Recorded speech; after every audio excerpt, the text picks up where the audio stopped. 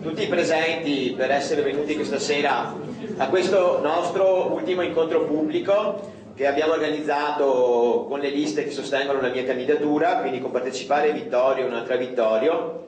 E questa sera vi illustreremo, come potete vedere anche dalla locandina che abbiamo preparato per l'occasione, l'ultimo, diciamo, grosso tema che abbiamo affrontato nel nostro programma, ovvero sia la tematica legata al territorio in senso ampio, diciamo, quindi territorio come territorio che viene consumato e sfruttato anche in maniera non sostenibile dall'uomo, e territorio anche inteso, poi avremo un intervento specifico, come territorio che fornisce dei beni, fornisce gli alimenti, fornisce quanto è necessario per sopravvivere all'uomo.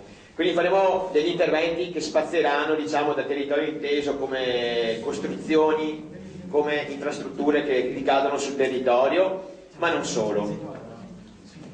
E come vedete appunto dal titolo, abbiamo messo un titolo anche un po' eclatante, tra virgolette, compaiono quelli che sono stati forse gli argomenti in questi anni più dibattuti e più sotto gli occhi dell'opinione pubblica vittoriese, che sono il traforo, la bretella di Ceneda, Piazza Meschio, la Mafil, sotto, diciamo, in questo periodo qua oggetto di molte discussioni su cosa fare e cosa non fare con la Mafil.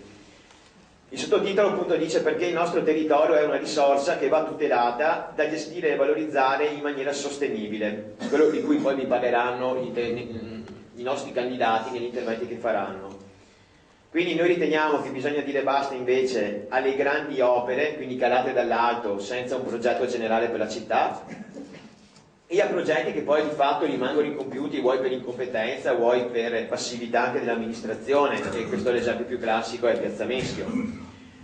Quindi dopo 4 interventi che avremo questa sera, molto brevi comunque, perché vorremmo puntare soprattutto la serata sul dibattito e anche sul confronto con voi, persone, cittadini che questa sera siete venuti qui ad ascoltare. E quindi da questo confronto poi io, anche sugli argomenti riportati nella locandina, ho la possibilità di mostrarvi materiale, delle slide, delle ricostruzioni. Comunque ci sarà la possibilità anche di uno scambio di opinioni per capire anche come poter fare per risolvere alcuni di questi problemi. Io mi fermerei qui e passerei la parola al primo intervento della serata, che viene fatto dal nostro candidato Vincenzo Di Martino della lista Un'altra Vittorio, che ci fa una breve, diciamo, excursus sul tema dell'urbanistica, con un accenno quindi anche al PAT, il famoso piano di assetto del territorio. Passo la parola a Vincenzo. Eccoci. Grazie intanto.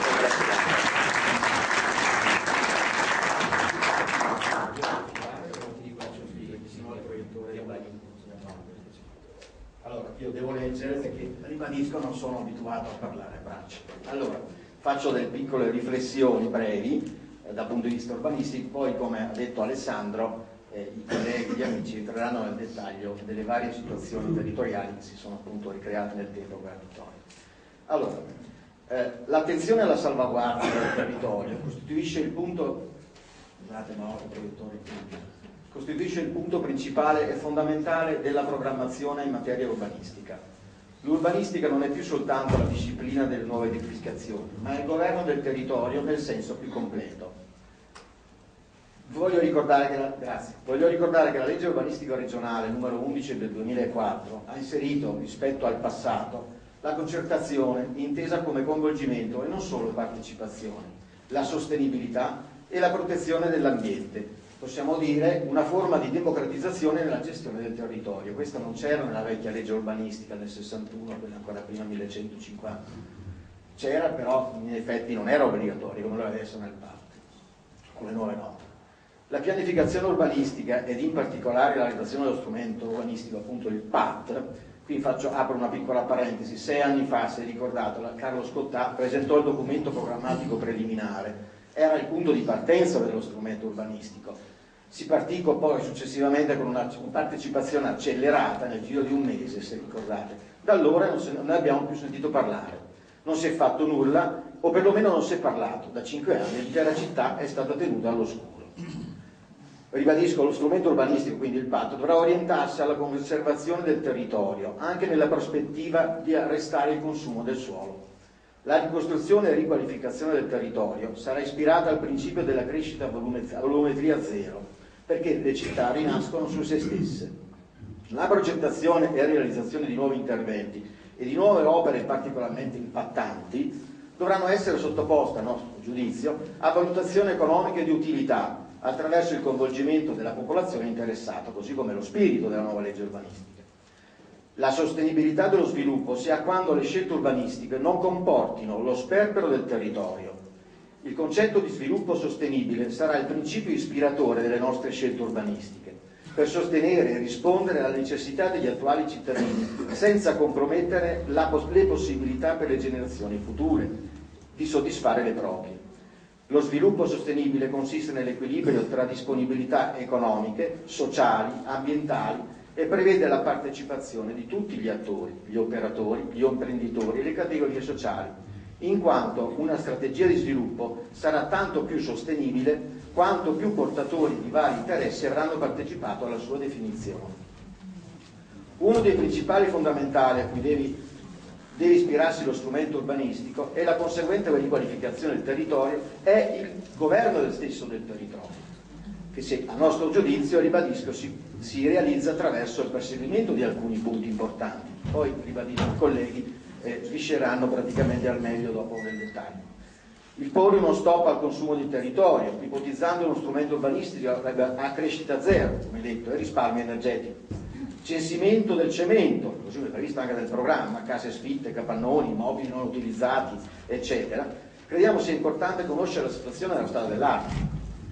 Le questioni risolte, vedi Carnielli, Piazza Meschio, con la diatriba fra comune e impresa, uno dà la colpa all'altro, resta il fatto che sono 5 anni che è tutto fermo lì. E poi la viabilità, non dimentichiamo la viabilità. Il restauro e il risanamento conservativo, la messa in sicurezza del patrimonio edilizio esistente. È ovvio, risorse bisogna cercarne, ma non credo che sia più derogabile questo. Avviare procedure per facilitare regole edilizie che prevedono l'applicazione di tecniche progettuali per la riduzione dei consumi energetici, la bioedilizia e l'architettura sostenibile. Porre in essere finalmente una giusta e corretta rivalutazione dei centri storici. Porre le condizioni per avviare una politica di riqualificazione pubblica di alcune aree o edifici non utilizzati. Valorizzare il patrimonio naturalistico e ambientale anche in prospettiva turistica.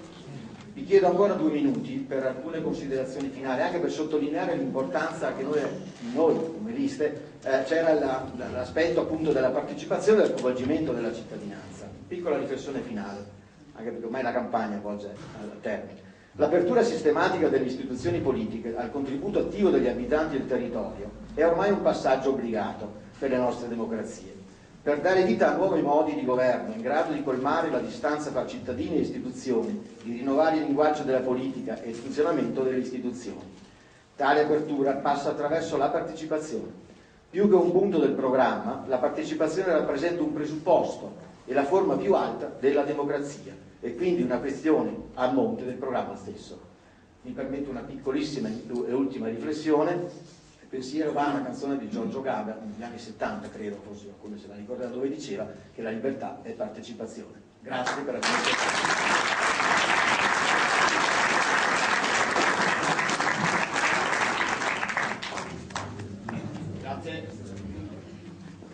Grazie a Vincenzo per il suo intervento che ha illustrato in modo anche un po' generale quelli che sono i concetti, i principi anche ispiratori del nostro programma in merito alla questione legata al territorio. Il prossimo intervento verrà fatto da Giovanna Bove, che è una candidata in lista con Partecipare Vittorio, che ci illustrerà altre questioni in merito sempre al territorio e a come poterlo meglio utilizzare. Grazie.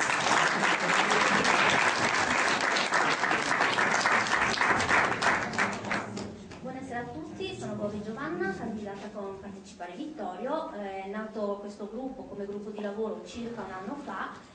Siamo stati coinvolti da Alessandro, appunto un gruppo di amici, per vedere di discutere tra di noi, trovare delle proposte realizzabili, credibili, alternative a quello che ci veniva imposto dall'alto. Uno dei primi incontri che abbiamo fatto il pomeriggio appunto a casa di Alessandro era proprio una specie di mappatura degli edifici vuoti che si trovano in quantità ingente a Vittorio Veneto. Quindi per noi l'ambiente è sempre stata una tematica che ci è stata particolarmente a cuore fin dalla nostra Costituzione. Ecco. Come tutti i movimenti che tengono a cuore l'ambiente siamo stati accusati a più riprese di soffrire della sindrome del NIMBY, inteso come not in my backyard, non nel nostro giardino, non nel nostro cortile. Ma quello che a noi preme effettivamente invece è tutelare quello che per noi potrebbe essere un giardino, il nostro pianeta Terra, che è bene comune di tutti e non di pochi espropriati o di chi voglia. Salvaguardare la natura significa comunque salvaguardare la specie umana in primis.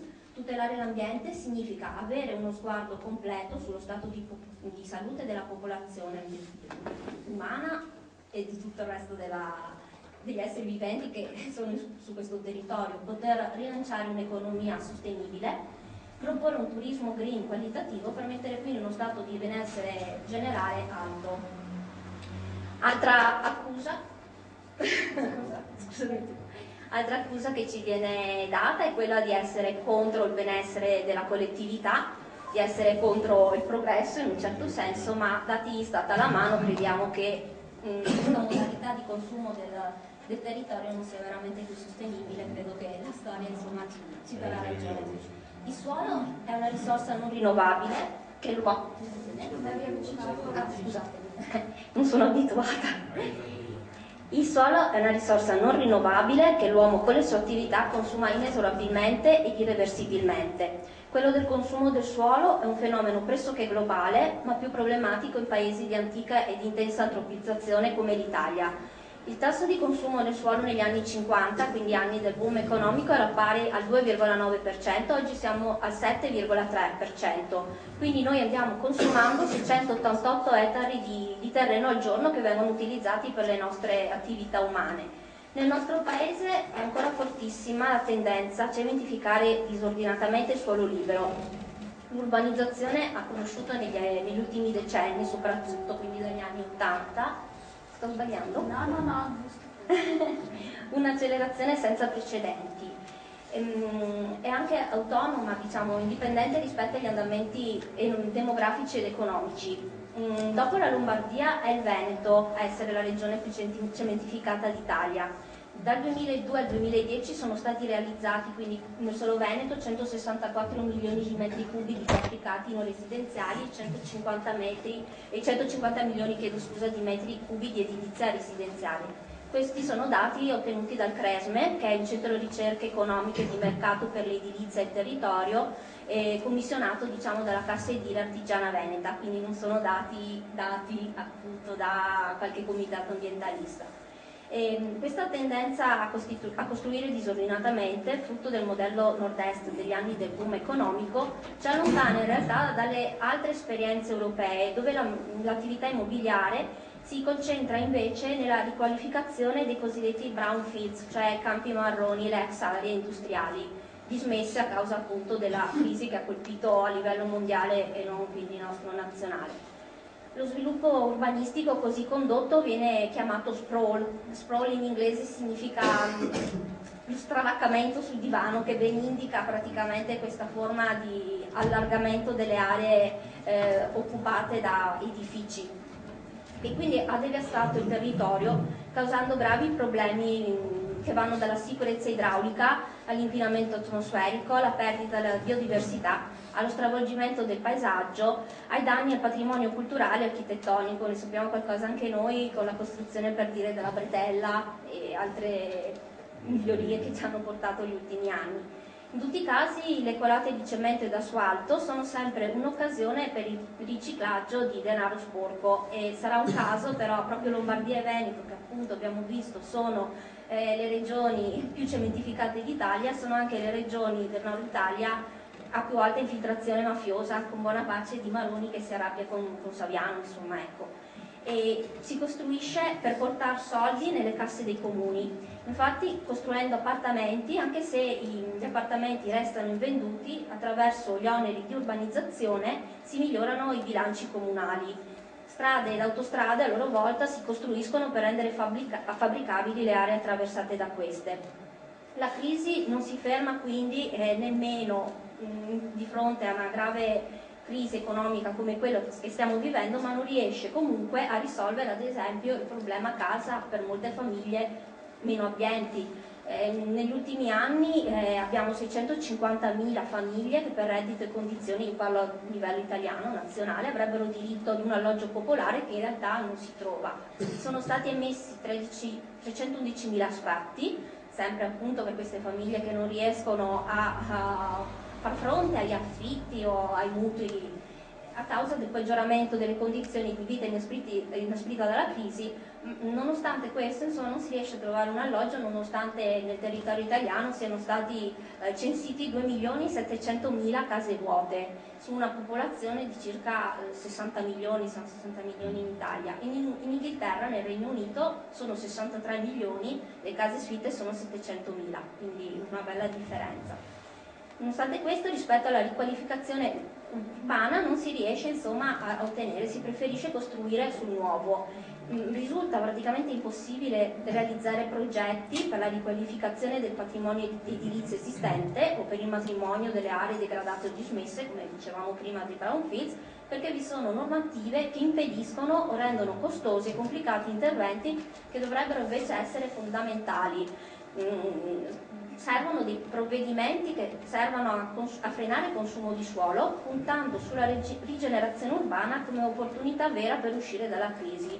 Proporre come risoluzione della crisi l'apertura di un cantiere per una grande opera, per la mobilità, un'infrastruttura, come viene anche presentato il concetto del traforo, un modo per rilanciare il lavoro, è alquanto paradossale. Intanto perché le grandi opere di fatto sono rischiose, sono di difficile gestione. Il costo di fabbricazione è sicuramente elevato e è destinato a lievitare rispetto a quello insomma, che viene preventivato. Oltretutto ci sarà un altissimo costo di mantenimento e di gestione che non si sa bene dove graverà.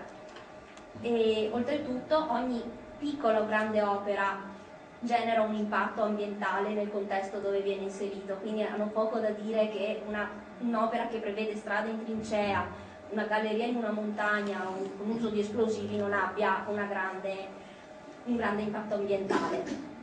Vorrei fare il nostro uno slogan di un comitato lombardo, i No TEM, No Tangenziale Est di Milano, che dicono chi semina asfalto raccoglie traffico, e lo possiamo vedere benissimo dalla rotonda che è stata costruita all'emisfero, la bretella. Siamo in una fase di sovrasfruttamento delle risorse terrestri. A partire dagli anni 80 abbiamo cominciato a utilizzare più risorse di quanto il pianeta riesca a rigenerare.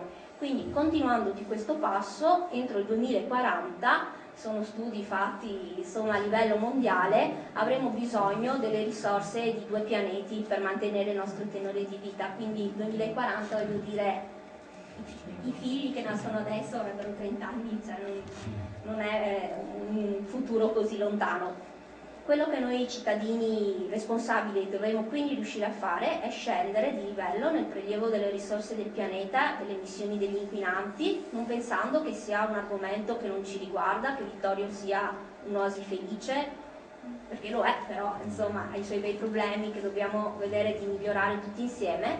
Cambiare quindi sia a livello di amministrazione ma anche a livello nostro personale, perché arriviamo a un punto di non ritorno.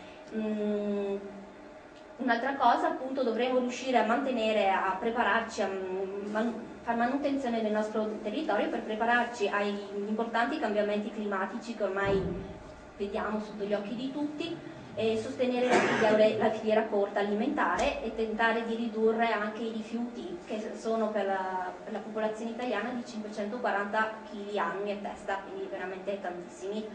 Dobbiamo sensibilizzarci a quelle che sono le problematiche del nostro territorio, intendendolo non solo come territorio fisico quindi, ma anche come comune cultura, un modo nostro di comunicare, stare insieme, di ricordare quindi il nostro passato, quello che ci è stato lasciato in eredità, di immaginare il futuro che vorremmo lasciare alle generazioni future, ricordando che la storia umana non è accanto alla natura ma vive in essa.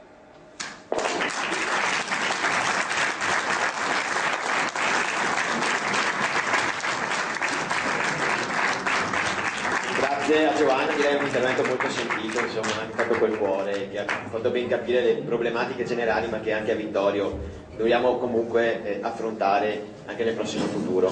Il prossimo intervento sarà da parte di Stefano Tonon, sempre di Partecipare Vittorio, che riprendendo le ultime parole di Giovanna, ci illustrerà alcune questioni legate, diciamo, anche all'alimentazione, a come il territorio può fornire gli alimenti e il cibo per il nostro futuro. Lascio direttamente la parola a lui.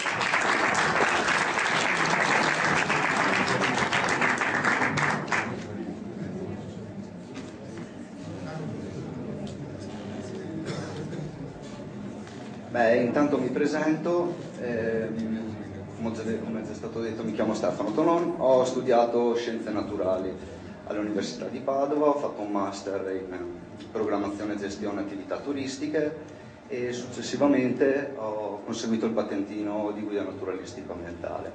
Di cosa parleremo oggi? Parleremo di biodiversità, in particolare agraria.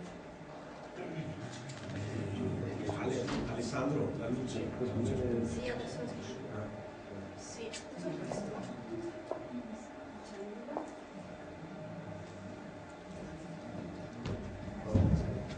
In particolare.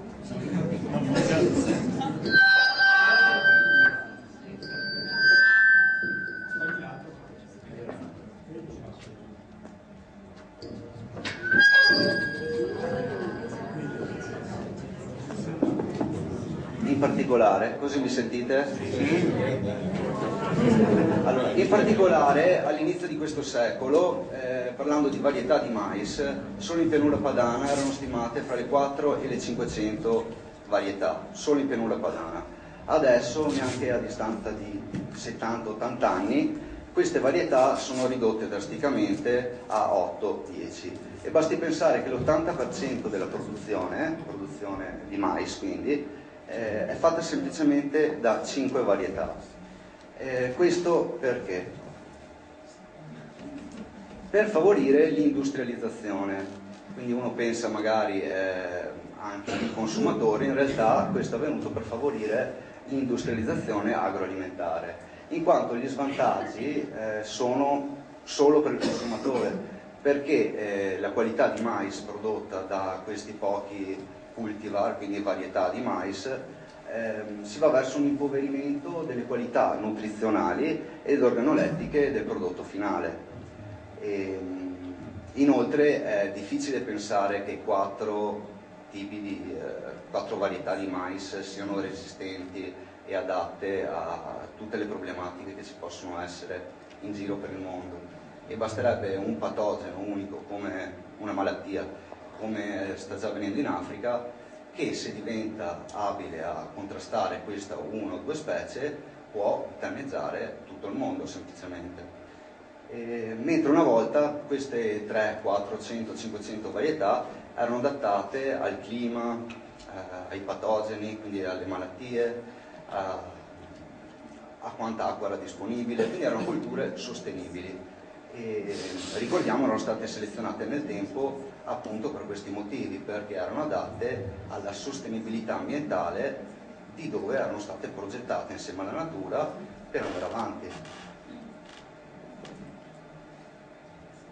Qui ho scritto siamo alla frutta perché in particolare il settore ortofrutticolo, anch'esso come tutta la filiera agroalimentare,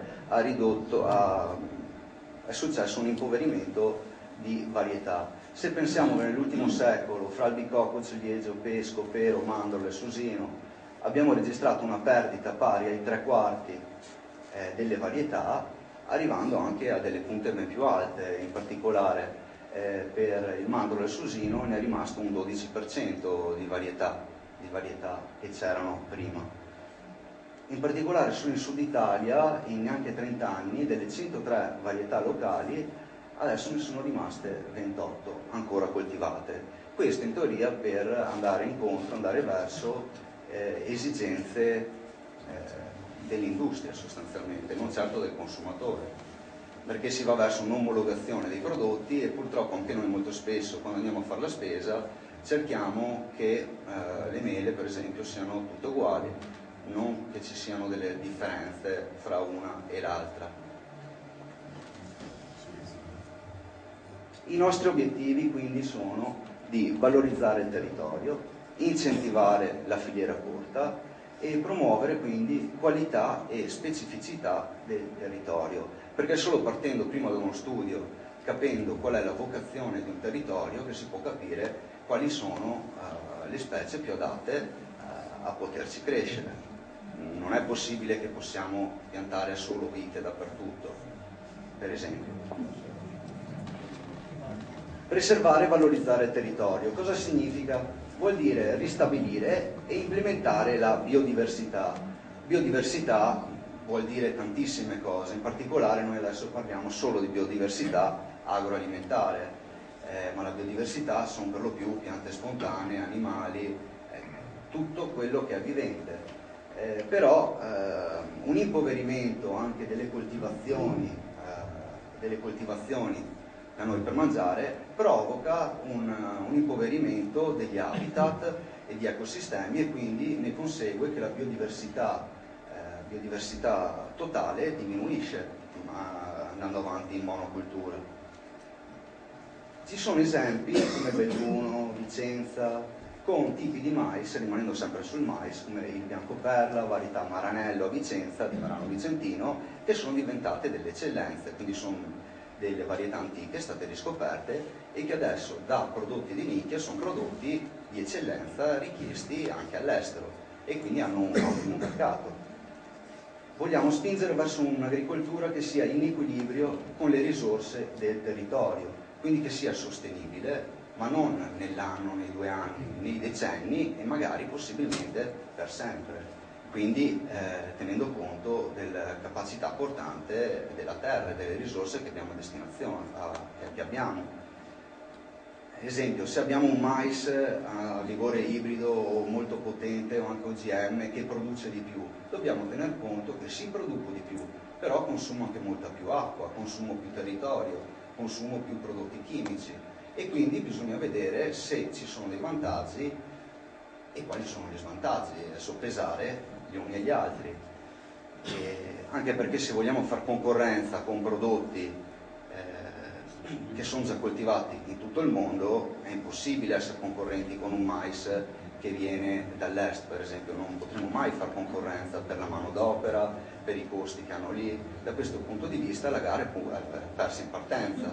L'unico modo per sopravvivere o per passare questa crisi, a mio avviso, è quella di specializzarsi nei prodotti locali, farli conoscere, quindi avere anche un maggior rispetto delle risorse che il territorio ci fornisce.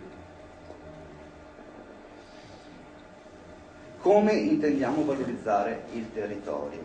Quindi incentivando la filiera corta.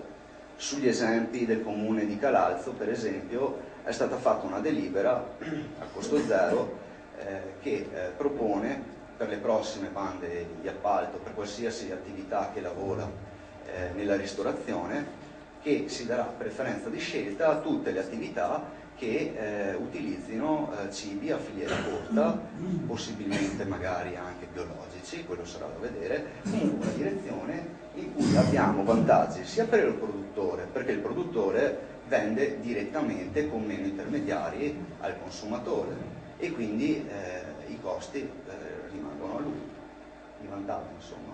Un miglior rapporto qualità-prezzo per il consumatore, perché può scegliere cosa mangia prodotti locali, è più probabile anche tenere sotto controllo quella che è la filiera e avrà un rapporto qualità-prezzo sicuramente migliore.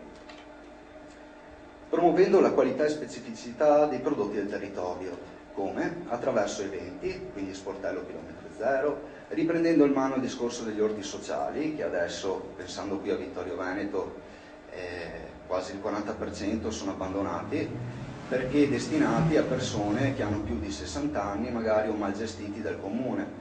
E la nostra proposta, come abbiamo messo in programma, sarebbe di coinvolgere anche i giovani e magari gli studenti del Cerletti, che è Conegliano, però tanti studenti del Cerletti sono qui a Vittorio Veneto, che studiano tanto ma sul campo fanno poco.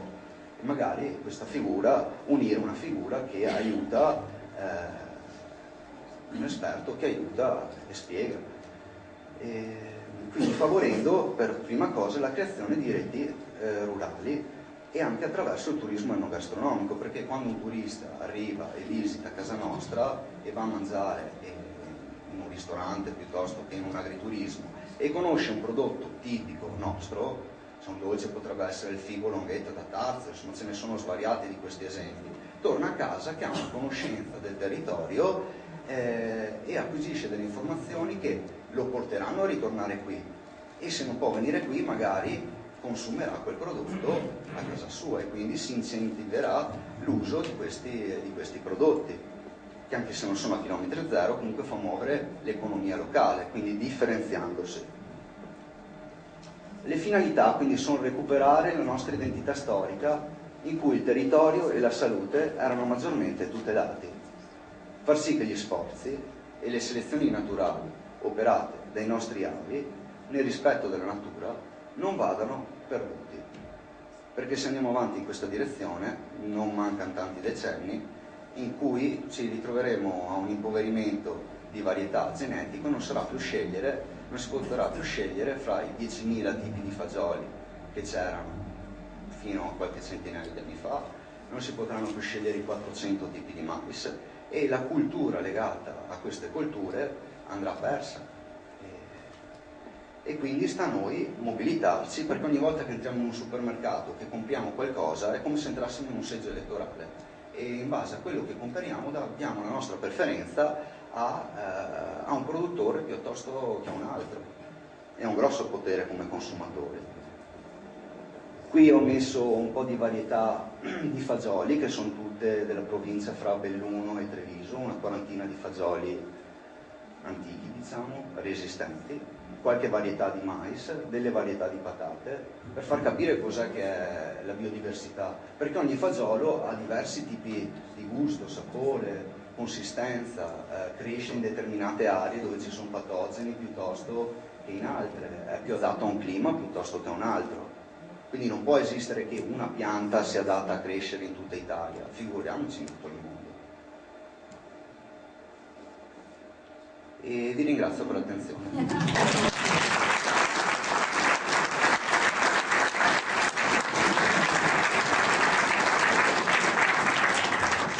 Grazie Stefano per averci anche illustrato e spiegato un attimino questa questione, che sicuramente sarà fondamentale nei prossimi anni anche per Vittorio.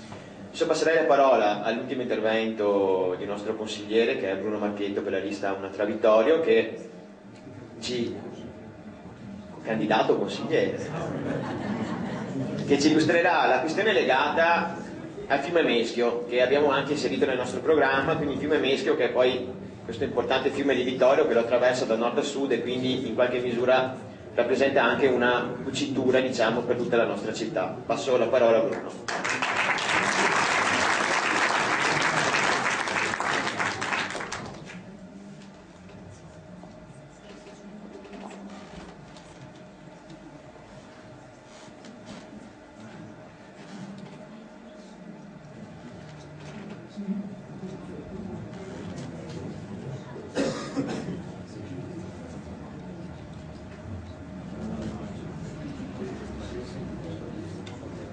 Buonasera a tutti. Allora, sono Bruno Marchetto, sono candidato alla lista Una tra Vittorio. Uno dei punti del programma del candidato sindaco Alessandro Mognol è appunto diciamo, il fiume Meschio e la valorizzazione del suo percorso, del suo ambiente, del territorio circostante e anche del patrimonio edilizio storico, di archeologia industriale e architettonico, che parte dalle sorgenti per arrivare fino ai confini sud del territorio comunale. Leggo un po' perché non sono avvezzo così al pubblico. Il fiume Meschio è storicamente stata la vera matrice del territorio vittoriese, ne ha connotato i caratteri ambientali, ha guidato lo sviluppo delle principali attività economiche ed ha definito l'assetto urbanistico, morfologico e funzionale degli insediamenti urbani e della viabilità in tutto il territorio circostante. È su questo concetto di matrice del territorio in tutte le sue valenze che dobbiamo oggi riflettere per capire fino in fondo cosa è avvenuto negli ultimi decenni di storia del vittoriese, da quando cioè la nuova urbanizzazione, i nuovi insediamenti industriali, i nuovi usi produttivi del territorio hanno preso una nuova strada, voltando le spalle al fiume per seguire logiche di sviluppo nuove, non riconoscendo più al meschio il suo ruolo di guida delle trasformazioni di un territorio. La sua presenza negli ultimi 40 anni, direi, è stata quasi negata, offendendolo spesso con interventi arbitrari e distruttivi sia rispetto agli storici manufatti costruiti lungo le sue sponde e sia rispetto all'habitat fluviale e ripariale ad esso connesso. A queste ingiurie dirette aggiungiamo inoltre l'indifferenza che si è così dimostrata sempre di più nei suoi confronti, cioè l'abbandono sostanziale che ha aggiunto ulteriore degrado ad un fiume intrinsecamente e culturalmente legato ad una città, al suo ambiente, alla sua storia, al suo sviluppo e alla sua economia. Lo stretto legame tra ambiente naturale e ambiente costruito, quindi artificiale, che dovrà essere conosciuto e studiato prima di proporre qualsiasi tipo di intervento sul fiume, ha definito storicamente un complesso sistema di relazioni tra ambiente e società, per cui qualsiasi intervento che, che verrà fatto su di esso, qualsiasi intervento che non tenga conto di questo, cioè il complesso sistema di relazioni, porterà necessariamente a partorire un progetto potenzialmente dannoso per la città intera. Beh, possiamo pensare, non so, al traforo, come è stato progettato, che andrà ad impattare in modo decisivo in una zona che adesso vi farò vedere. Vabbè, qui abbiamo la sorgente della Rusel, che non è considerata propriamente sorgente del Meschio, ma sorgente del Ruio Battirame, che comunque storicamente era un affluente del Meschio e contribuiva perlomeno per un terzo all'apporto idrico del fiume. Vabbè, questa è la sorgente del Meschio, come tutti la conosciamo, la classica sorgente del Meschio, e anche qui per capire come il connubio vi sia uno strettissimo legame tra la storia, soprattutto la storia economica di Vittorio e il suo fiume, pensiamo che già da subito, già da quel punto, già dalla sorgente della polla di risorgiva carsica che vi è a nord dell'abitato di Savassa, il fiume viene captato per usi civici, per dare acqua storicamente all'ovificio che c'era a Savassa e alle marcite, ai prati umidi che vi sono sotto. Questo è l'attuale fiume a Savassa, la sua sorgente. Questo è il tratto, è una polla di risorgiva che è un residuo degli antichi laghetti che c'erano a Savassa, sempre più minacciato. In alcuni punti vi sono depositi di immondizie lasciati da chissà chi. Sono stati negli anni, è stata portata una considerevole quantità di terra, sono state riempite queste polle e poi chissà dove andrà a finire l'acqua, soprattutto nei periodi in cui la piovosità aumenta a dismisura, come quest'inverno per esempio. Ecco, questa è una foto interessante, questa è una polla dissolviva presso il borgo La Sega, a poche decine di metri da dove è prevista l'entrata nord del traforo di Sant'Augusta. Ecco, questa è a poche decine di metri a nord e la diapo successiva, ecco, questo tratto qui verrà completamente coperto dall'uscita del traforo, dall'uscita nord del traforo. Questo è uno dei pochi esempi di galleria, tipico, insomma, un ambiente piuttosto incontaminato, anche se ultimamente alcune di queste piante sono state inopinatamente capitozzate, ma comunque rappresenta forse un piccolissimo tratto di fiume naturale, come forse poteva essere qualche centinaio di anni fa. Ecco, questo verrà completamente ricoperto dal cemento, dalla strada, dall'asfalto. Pensiamo anche all'inquinamento acustico, l'inquinamento atmosferico che provocherà la circolazione di automezzi sopra questo posto.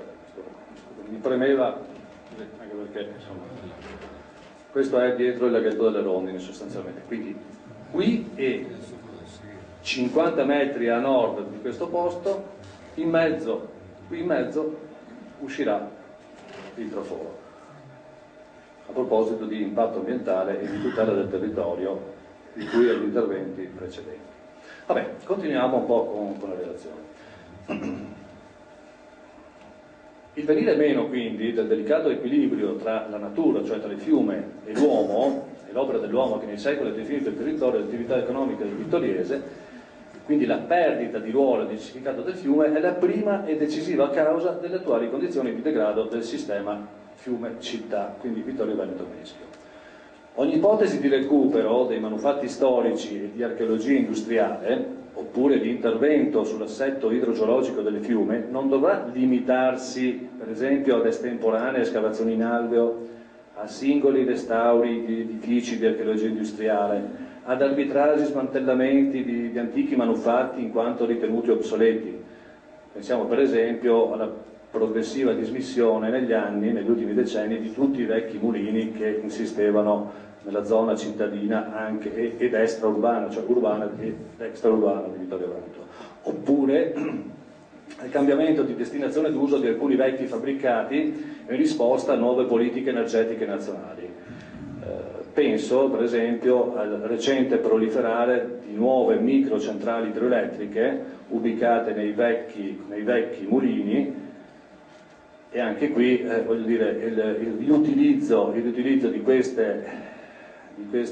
questi fabbricati, dei salti che storicamente producevano energia per attività proto-industriali, comunque apparentemente producono energia sostenibile, ecocompatibile, ma talvolta si configurano come mere operazioni per acquisire incentivi statali e che comunque non c'entrano assolutamente niente con il territorio circostante. Quindi sono degli interventi puntuali messi lì, calati dall'alto, che avulsi dal contesto. Un progetto di riqualificazione del Meschio, come la creazione di un parco urbano e di un'annessa pista ciclopedonale, come previsto dal programma, dovrà necessariamente interpretare in chiave moderna ed attualizzata questo complesso intreccio di relazioni uomo e ambiente che si è creato nel tempo. Si tratterà quindi di dotarsi di strumenti di indagine e di studio per proposte di ampio respiro, un progetto quindi che definisca un assetto complessivo del sistema fluviale, dell'insieme degli edifici che adesso fanno riferimento, della città, del territorio e dell'ambiente naturale. In quest'ottica la futura amministrazione comunale dovrà assumere il ruolo di facilitatore per favorire la comunicazione tra le varie componenti del tessuto sociale, economico, culturale ed ambientalista della città, permettendo in questo modo il confronto delle legittime esigenze dei vari attori sociali con l'obiettivo comune e generale di riqualificazione dell'ambiente e del territorio. La partecipazione e la condivisione diventeranno pertanto pratiche di buona politica.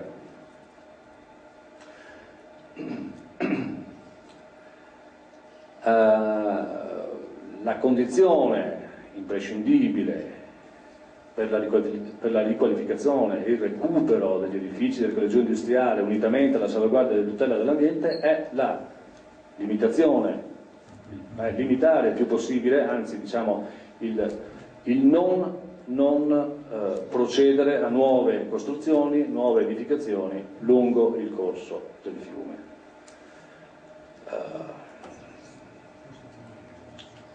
Il percorso cittadino del Meschio Vittorio Veneto lo possiamo suddividere sostanzialmente in tre tronconi, in tre zone.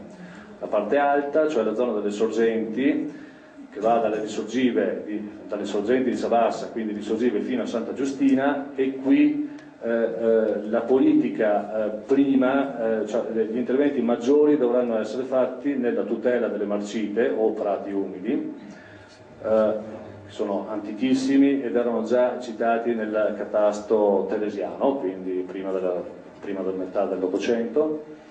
il ripristino e la tutela delle residue polveri di sorgiva, che sono quelle che hanno determinato anche il toponimo laghetti di Savassa.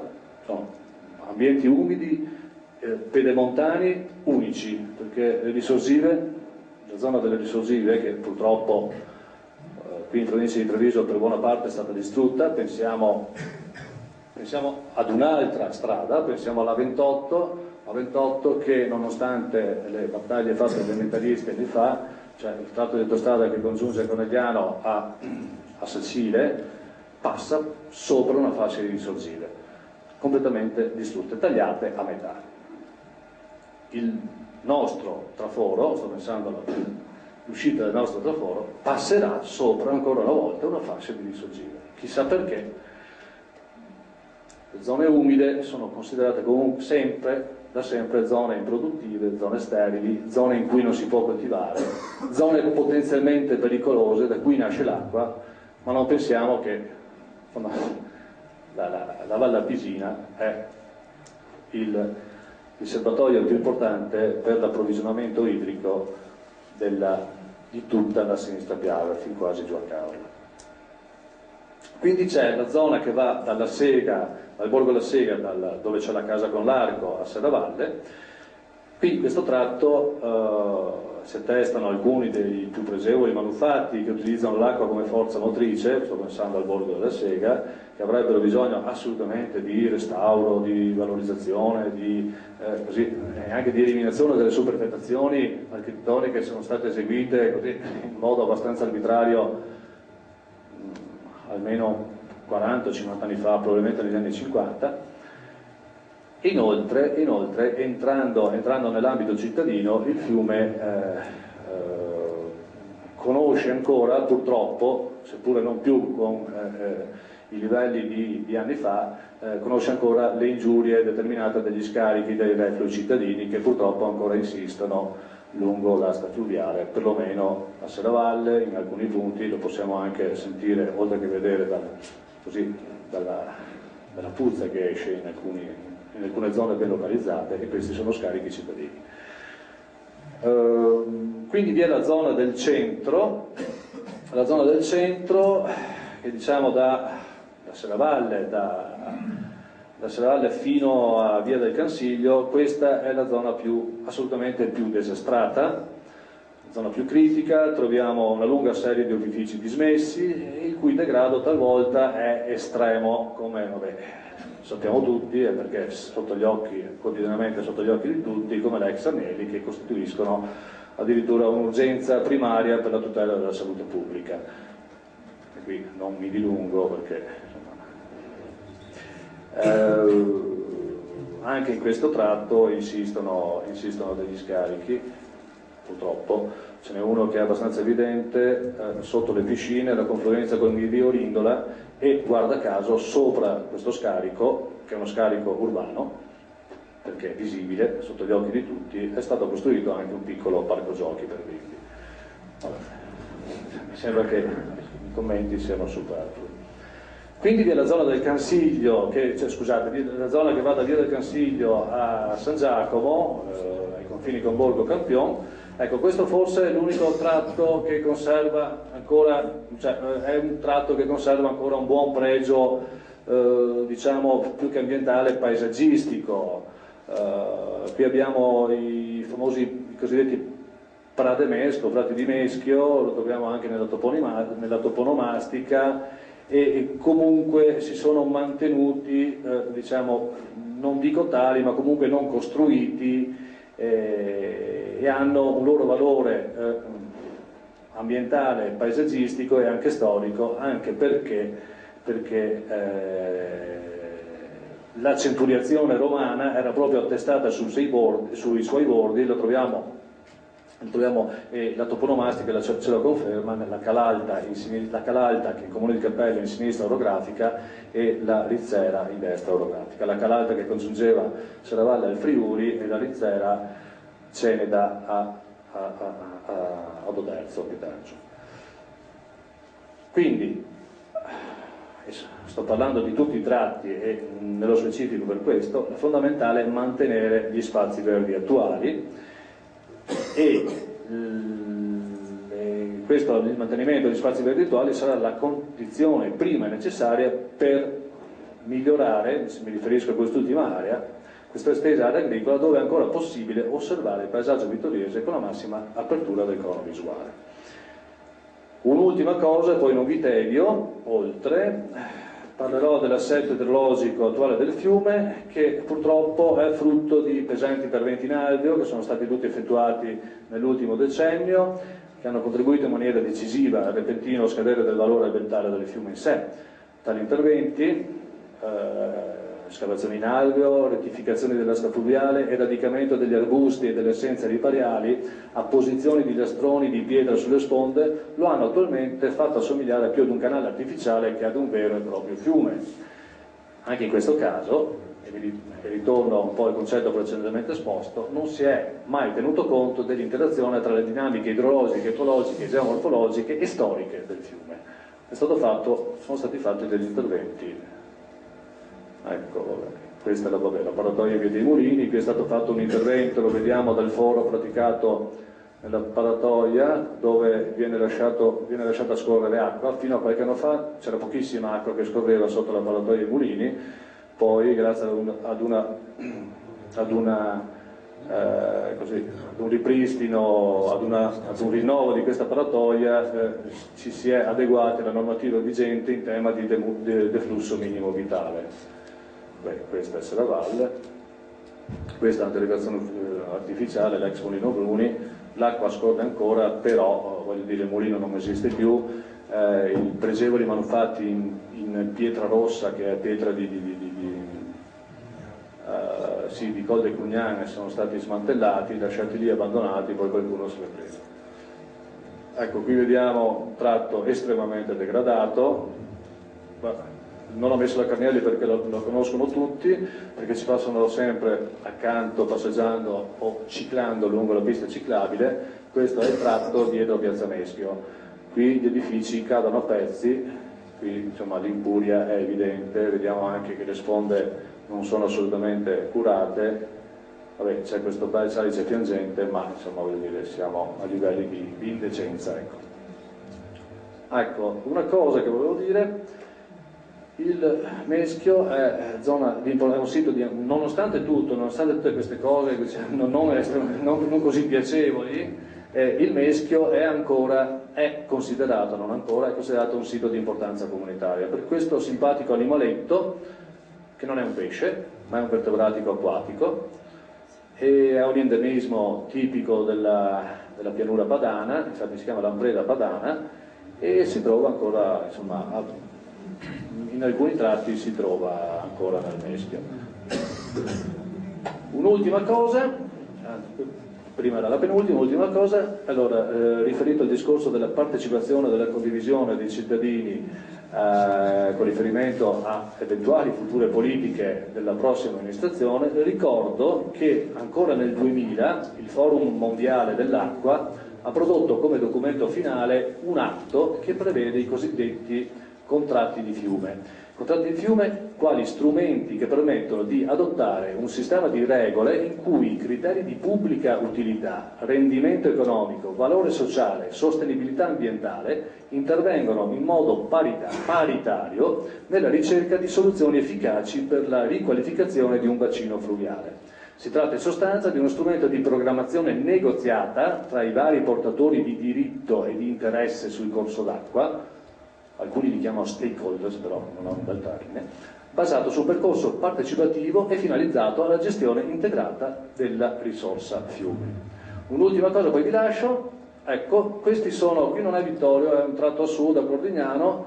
Ecco, qui in questo modo viene riassettato, vengono effettuati interventi in alveo, ruspe assolutamente spropositate rispetto alla grandezza del fiume, e qui vediamo anche cosa viene fatto. Questi sono i disastri che ne sono stati fatti svariati a Vittorio e hanno contribuito all'attuale assetto del fiume. Grazie della pazienza.